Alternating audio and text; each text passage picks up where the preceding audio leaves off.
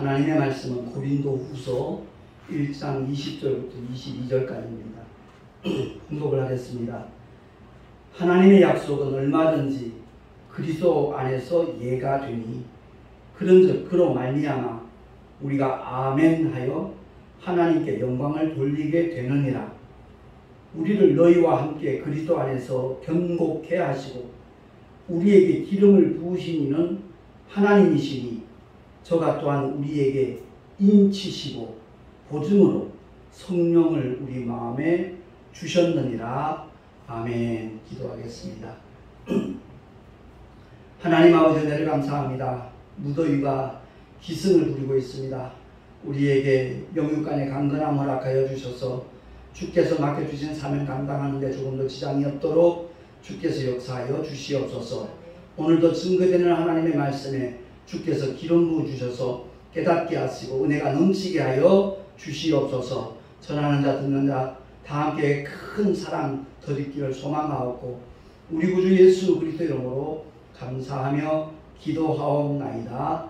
아멘. 요즘 문득 그런 생각이 들어요. 대구에서 예배 드릴 때가 참 행복했구나 이런 생각을 합니다. 성도가 많건 적건 서로 대면하여서 말씀이 증거될 때 아멘으로 화답하고 주고받는 그 감동들이 참 행복했던 시간이었다 이런 마음이 들 때가 많습니다. 코로나 때문에 비대면 예배가 이제 이렇게 확산이 된 상태지만 지금 회복 단계에 있어서도 아직 교회에 나오지 않는 그런 성도들이 참 많다고 그래요. 저희와 같은 작은 교회, 개척교회는 이루 말할 것도 없겠고요. 큰 교회들도 굉장히 참 어려움에 처해 있다는 그런 얘기를 듣고 있습니다. 오늘 말씀을 통해서 우리가 꼭 기억해야 될 것은 예수께서 세상에 오신 이유가 뭔가 다른 게 아닙니다. 죄 때문입니다. 목적도 바로 그 죄를 없애기 위해서 주님은 이 땅에 오셨습니다. 헬라어 첫 글자가 알파인데 그 알파라는 단어 위에 쉼표 꼬리가 있으면 아로 발음이 되지만 쉼표가 거꾸로 뒤로 이렇게 붙어 있으면 하가 됩니다. 그래서 저기 써놨다시피 하마르티아입니다. 죄라는 말이. 그 원뜻은 표적을 빗나갔다 합니다. 화살을 쏠 때 표적을 맞춰야 되잖아요. 근데 그 표적을 맞추지 못한 것이 하말티아입니다. 다시 말해서 하나님의 뜻과 어긋난 그 모든 수고는 헛수고가 될 수밖에 없다는 것을 성경은 말씀을 하고 있습니다.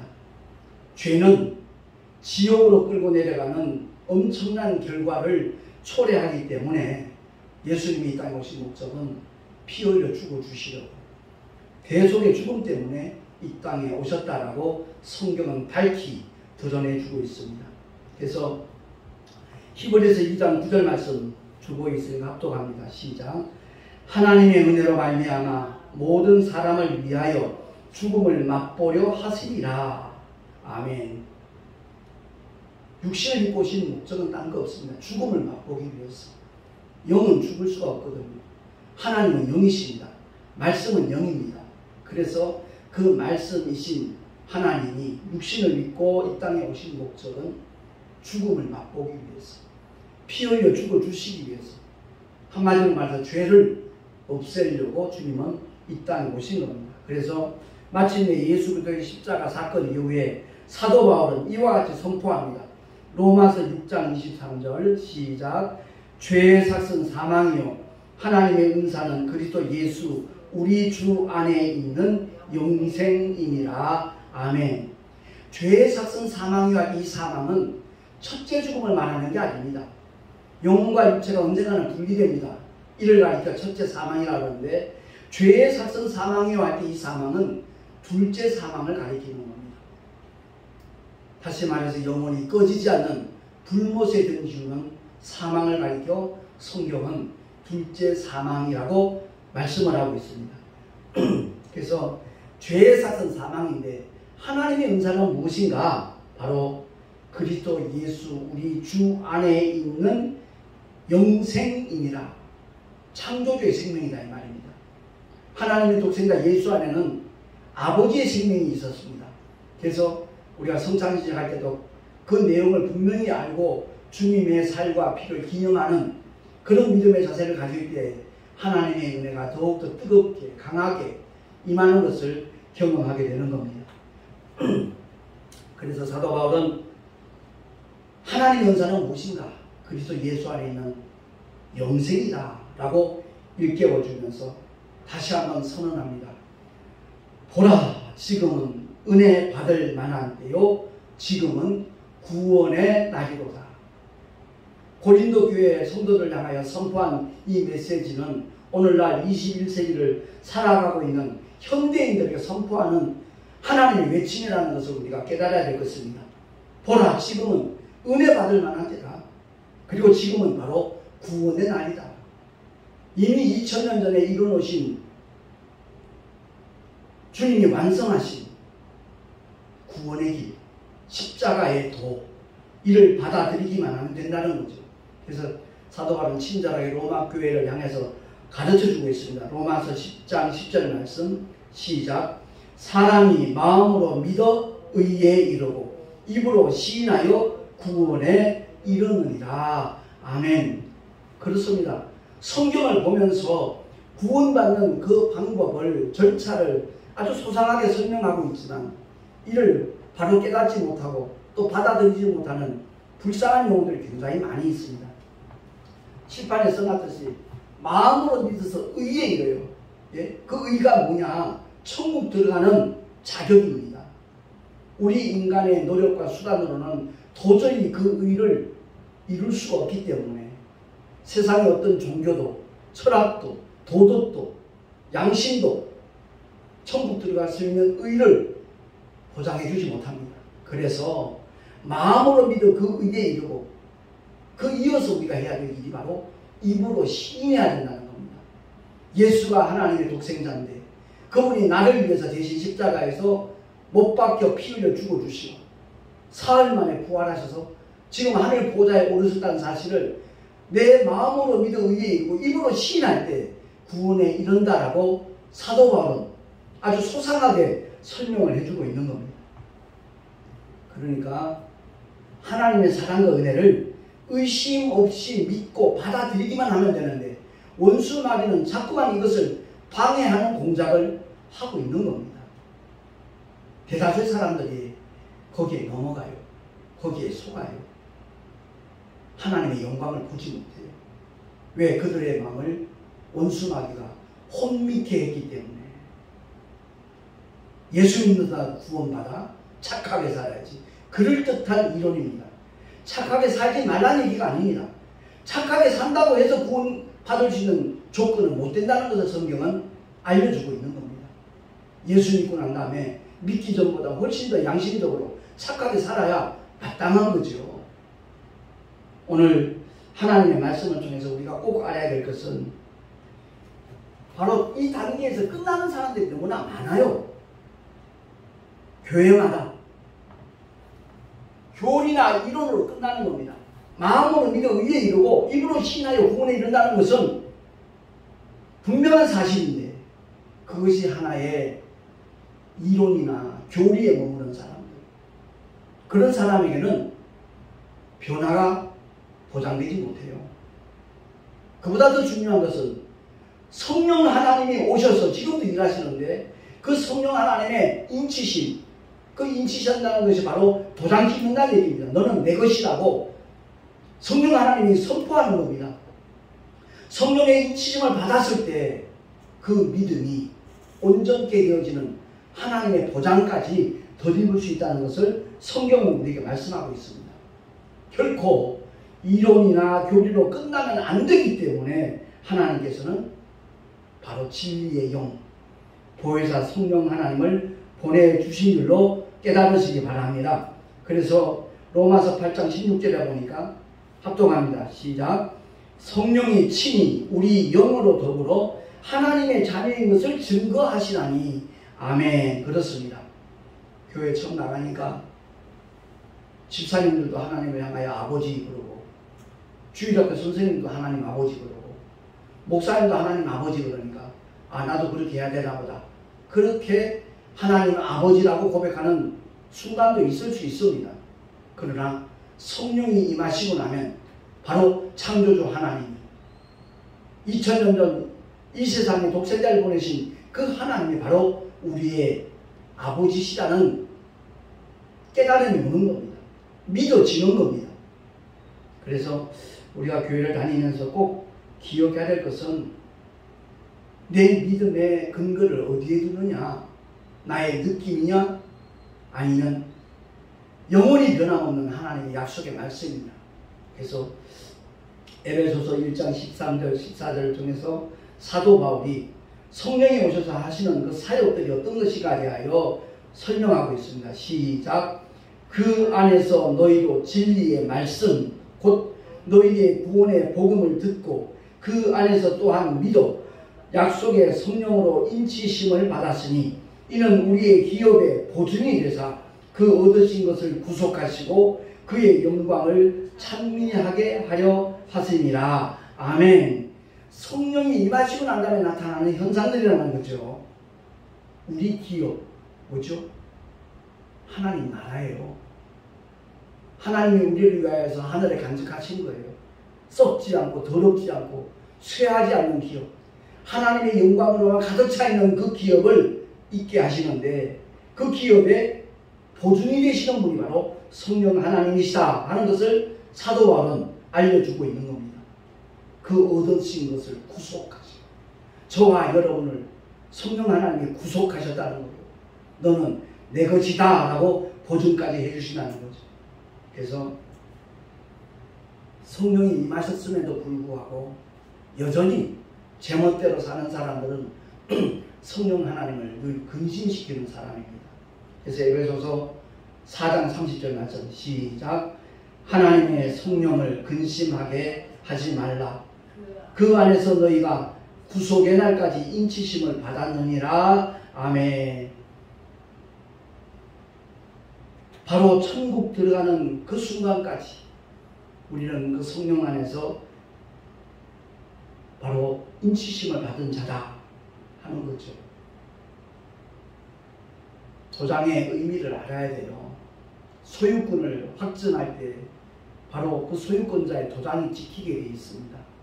성령 하나님께서 우리의 영 속에 임하시며 도장을 찍는 이유는 너는 내 것이라는 겁니다. 영원토록 떠나지 아니하시고 함께 하시겠다라는 약속의 빈거입니다. 그러니까 성령 하나님이 누구에게 임하시는가 그 사실을 알아야 돼요. 선물로 임하신다 그랬어요. 우리의 노력, 우리의 수단 전혀 상관없다는 거죠.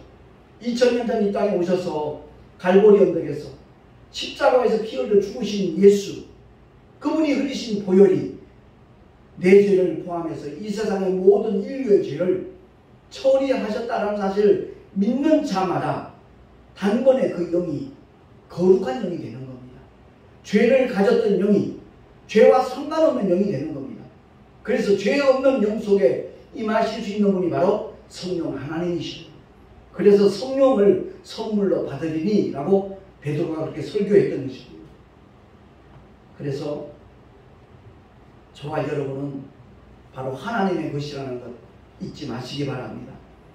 분명히 주님은 내 안에 와 계신데 그것을 깨닫지 못하고 인지하지 못하고 믿지를 못해서 예수 믿고 구원받았다는 고백을 하면서 성령 하나님과 전혀 상관없는 그런 삶을 사는 사람이 솔직히 말해서 부지기수예요.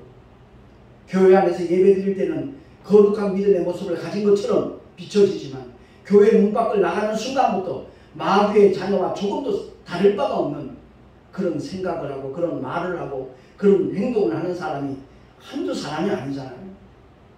이게 서글픈 우리의 현실인 겁니다. 그래서 정말 성령 안에서 우리가 어떻게 살아야 될 것인가 말씀으로 늘 점검을 해야 돼요. 과연 나는 성령을 쫓아 행하는 믿음의 사람이 맞는가? 주님이 이 땅에 오신 목적 다른 것 없다고 그랬잖아요. 우리의 죄를 단번에 해결하기 위해서. 그래서 히브리서 9장 28절에 이와 같이 선언합니다. 시작. 이와 같이 그리스도도 많은 사람의 죄를 담당하시려고 단번에 들이신 바 되셨고 구원에 이르게 하기 위하여 죄와 상관없이 자기를 바라는 자들에게 두 번째 나타나시리라. 아멘. 이 말씀을 우리가 깊이 음미해야 돼요. 이 말씀을 건성으로 읽어버리는 사람이 태반입니다. 그리스도도 많은 사람의 죄를 담당하시고 단번에 들이심받 되셨다 그랬습니다. 구약의 유대인들에게 주어진 제사법은요, 매년 그 죄가 다시 생각나게 하는 겁니다. 그러니까 예수 그리스도의 하나님의 그 희생양으로 오신 그 주님을 상징하는 하나의 그림자요, 모형이요, 비유로 구약의 제사법이 주어진 겁니다. 그런데 예수님이 오시고 난 다음에 더 이상 그런 제사가 필요 없다는 겁니다. 오직 주님이 우리를 위하여 그 모든 죄를 담당하셨으니까, 완전하게 처리하셨으니까 그 믿음을 가지고 때를 따라 돕는 은혜를 얻기 위하여 주님 앞에 나오는 것이 바로 오늘날의 주 예배인 거예요. 그래서 구원에 이르게 하기 위하여 그 다음 말씀이 아주 주목해야 될 말씀이에요. 죄와 상관없이 자기를 바라는 자들에게 두 번째 나타나시리라. 아멘. 죄와 상관없이. 그런데 죄를, 허물을 먹고 마시며 살고 있거든요. 그러면서도 구원받았다 그래요. 주일마다 예배 참석하면서 하나님 앞에 큰 영광 돌렸다라고 착각들을 하고 살아가고 있어요. 오늘날 현대교회가 거의 다 그런 모습이라는 것을 우리가 느껴야 돼요. 깨달아야 돼요. 통해 작업을 해야 돼요. 정말로 결단해야 돼요. 죄와 싸우되 피 흘리기까지 대항하지 않았다라는 히브리서의 말씀을 우리 한 사람 한 사람이 자기 삶 속에 적용을 해야 돼요. 자기 기분과 뒤틀리면 성질내고 욕하고 인상 쓰고 별의별 짓 다 하면서도 마치 자기는 하나님의 종인 것처럼, 하나님의 자녀인 것처럼 자처하는 사람들이 한둘이 아니거든요. 그러니까 하나님의 말씀을 누구보다도 심각하게 받을 수 있는 사람이 복 있는 사람이에요.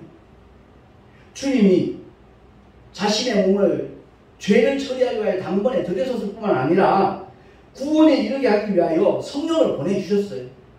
성령을 통해서 그 모든 일을 감당할 수 있도록, 세상을 이기고 죄악을 이기고 자신을 이길 수 있는 힘과 능력이 되어지도록 성령 하나님은 오셔서 진리와 함께 일하셔요. 뿐만 아니라 다시 오실 주님을 어떤 마음 자세로, 어떤 삶으로 준비하며 기다리느냐, 죄와 상관없이 주님을 바라봐야 된다는 거예요. 주의 재림을 사모해야 된다는 거예요. 물론 우리의 연약함 때문에 쓴뿌리가 나서 하나님의 영광을 가릴 수 있어요. 그러나 그것이 지속되지 않아요. 분명히 깨닫고 회개하고 결단하고 그 일이 반복되면 되는 만큼 더 강한 힘과 은혜와 능력을 하나님이 공급하시니까 분명히 수준이 달라지게 있더라고요. 예전에는 요만한 것 때문에도 화가 났는데 이만한 것도 참을 수 있는 능력이 배양이 되더라 이 말씀입니다. 그래서 2000년 전 이 땅에 오신 초림 예수는 죄인을 불러 회개시키기 위하여, 그들에게 영원한 생명 구원을 주시기 위하여 주님은 이 땅에 오셨어요. 고난받는 종으로 오셨어요. 그러나 다시 오실 주님은 그 초림 예수와 똑같은 모습으로 오실 분이 아니에요. 그는 그야말로 두려운 심판주로 이 땅에 오시는데, 믿고 구원을 받고 죄와 상관없이 주의 재림을 기다리는 자들에게는 그야말로 사랑이 넘치는 신랑으로, 변호자로, 구원주로 이 땅에 오시는 줄로 믿으시기 바랍니다. 그래서 초림 예수는 문제를 해결하기 위해서 오셨고, 재림 예수는 문제 해결받은 사람들에게 주님의 놀라운 축복을 보장하기 위해서, 저 천국에 들어가 주님과 함께 영원토록 왕노를 할 수 있도록 하기 위해서, 다시 말해서 구원받은 자들을 저 천국으로 데려가기 위해서 주님은 다시 이 땅에 오신다는 사실을 우리 모두가 제대로 알고 그 주님을 누구보다도 사랑하고 사모하고 높이고 증거하는 하나님의 사람으로 살아갈 수 있기를 예수의 이름으로 축원합니다. 주님이 흘리신 보혈의 값을 예수 믿고 구원받은 사람들은 그 가치를 나타낼 수 있는 삶을 살아야 된다는 겁니다. 우리 모두가 다 하나님께서 자기 피로 값주고 사신 하나님의 소유라는 것, 하나님의 자녀라는 것 늘 기억을 하면서 어디를 가든지 무엇을 하든지 보혈의 가치를 나타낼 수 있는 하나님의 사람들이 될 수 있기를 예수 이름으로 축원합니다. 우리 모두가 다 주님만 바라보면 돼요. 아무리 힘들고 어려워도 참 고통스러운 현장 속에 있다 할지라도 예수 그리스도의 십자가를 바라볼 때 괜찮아지는 역사가 경험이 됐다면 그 사람은 바로 은혜의 사람입니다. 주님이 나를 대신해서 받은 형벌, 그 형벌의 정도를 가늠해보자는 거죠. 머리에 가시 연류관 씌울 때 이마에서 아마 뜨거운 피가 흘렀을 겁니다. 채찍질 할 때마다 그 채찍 끝에는 납덩이, 뼈조각 같은 것이 붙어 있으니까 살점이 튕기고 피가 튀는 그런 고통을 주님이 참아주셨습니다. 왜? 우리의 연약함과 우리의 질병을 다 짊어지시고 담당해 주시기 위해서. 다시 말해서 예수 믿고 구원받은 하나님의 사람들이 건강한 모습으로 믿음의 길을 걸어가며 전도할 수 있도록 그렇게 해주시기 위해서 주님은 채찍에 맞아 주신 줄로 믿습니다. 십자가에서 못 박히신 그 현장을 우리가 영어로 경험을 해야 돼요. 제가 한 30년 전쯤에 그 목사님들 컨퍼런스 한번 참석했다가 그런 시간이 있었어요. 목사님은 자기의 모든 죄와 허물을 생각나는 것을 종이에다 전부 다 쓰라는 거예요. A4 용지 하나씩 다 나눠주면서 생각나는 거 다 기록하라는 겁니다. 그래서 저도 생각나는 것들을 빽빽하게 썼어요. 생각으로 지은 죄, 마음이나 말로 범한 죄들, 몸으로 범한 죄들 일일이 다 생각나는 거 빼놓지 않고 다 썼어요. 그걸 접으라는 거예요. 이게 편지 모양을 접듯이 이렇게 접으라는 거예요. 다 접고 난 다음에 이제 찬양 음악이 이렇게 틀려진 다른 방으로 일렬로서 가는 겁니다.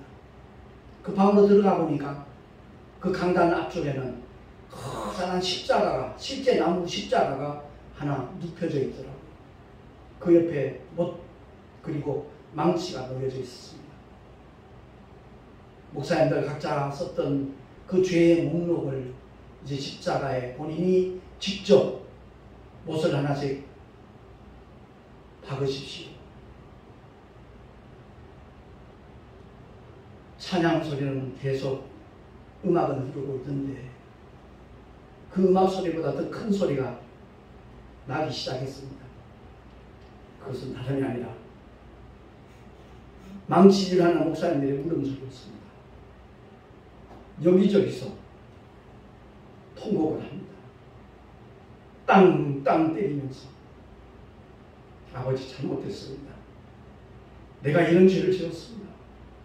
주님의 흘리신 보혈로 내 죄 사하심을 감사합니다. 찬양합니다. 사랑합니다. 고백하면서 수백 명의 목사님들이 그 현장에서 눈물바다가 되었습니다. 각자 자리에 앉아서 계속 묵상하며 기도할 때 제가 그때 경험한 것이 바로 그겁니다. 갈보리 언덕에 주님의 십자가 앞에 놓여 있는데 그 위에서 주님의 뜨거운 피가 내 머리로 막 떨어지는 겁니다. 통곡을 했습니다. 그래요. 오늘날 기독교가 하나의 종교화되는 것 너무나 우려가 되는 일입니다. 너무나 안타까운 일입니다. 정말 나 옛사람을 십자가에 못 박은 다음에는 그 쓴뿌리가 나지 않도록 오직 성령을 쫓아 행하는 삶으로 우리가 일관되어진다면 우리의 삶이 곧 전도의 일환이 될 겁니다. 아무도 나를 쳐다보지 않는 것 같아도 이웃 사람은 끊임없이 저 사람이 목사님이지, 저 사람이 집사님이지, 저 사람이 교회 열심히 다니는 장로님이시지. 알게 모르게 우리를 주시하고 있습니다. 세상 사람들은 뭔가 다른 모습이 드러날 때 그들에게 간접 전도가 될 수 있다는 것 우리 모두가 기억을 하고 오늘 말씀을 통해서 주님이 이 땅에 오신 목적은 단 하나, 죄 때문이라는 것. 그 죄의 문제를 처리하기 위하여 주님이 이 땅에 오셨고 그 죄의 모든 문제를 해결한다면 주님은 다른 보혜사를 우리에게 보내주셨다는 사실, 그 성령 하나님 우리 믿음을 보증해 주신다는 것을 기억을 하고, 제가 여러 차례 다른 보혜사 할 때 그 알라라는 헬라어 단어를 말씀을 드렸는데 맨 밑에 나와 있는 게 바로 그겁니다. 주님은 우리를 보호하시고 은혜를 베푸시는 유일한 스승으로 오셨어요. 근데 그 형태만 다른 보혜사로 성령 하나님이 오신 겁니다. 제가 아무것도 염려하지 않는 이유는, 그 어떤 상황 속에서 불안해하지 않는 이유는, 그 무엇도 두려워하지 않는 이유는 다른 것 없습니다. 그 보혜사가 내 안에 와 계시기 때문에, 그 주님이 모든 문제를 넉넉히 해결해 주시고 승리의 길로 인도해 주신다라는 믿음이 있으니까, 그 주님이 내 안에 와 계심을 알기 때문에 그렇습니다. 어떤 분들은 목사님은 믿음이 좋아서요. 아니요, 제 믿음은 좋은 게 아니고요, 표준에 따름이에요. 성경이 요구하시는 믿음, 그것만을 저는 사모하고 있고 또한 강조하고 있고 그것만을 함께 소유하자고 주장할 따름입니다. 아무쪼록 오늘 성경을 알자 11번째 시간인데, 우리 모두가 성경을 그냥 덮어놓고 대하지 말고 그 말씀의 의미가 무엇인가, 성령의 조명을 받아서 하나님의 뜻을 바로 알고 그 은택을 누리며 그 권세까지 소유하고 늘 승리하며 살아갈 수 있는 하나님의 사람들 되어질 수 있기를 다시 한번 예수 이름으로 축원합니다. 기도하겠습니다. 하나님 아버지, 은혜를 감사합니다. 내가 믿고 시인하는 것 대단히 중요합니다. 그러나 오직 성령의 인치심을 받고 성령의 보증을 받을 때 그 믿음은 너무나 안전하고 완벽한 것이라는 것을 깨닫게 됩니다.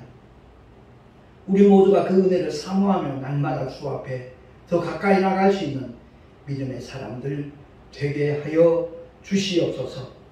복음에 나타난 하나님의 의는 바로 믿음으로 믿음에 이르게 한다 하였사오매, 앞에 나오는 믿음은 내가 결단하여 내가 믿는 믿음이고 뒤에 따르는 믿음은 바로 성령의 보증을 받는 믿음이라는 것 꼭 기억하게 하셔서 우리 모두가 다 하나님의 은혜로 사는 자들이 되게 하여 주시옵소서. 우리 구주 예수 그리스도 이름으로 감사하며 기도하옵나이다.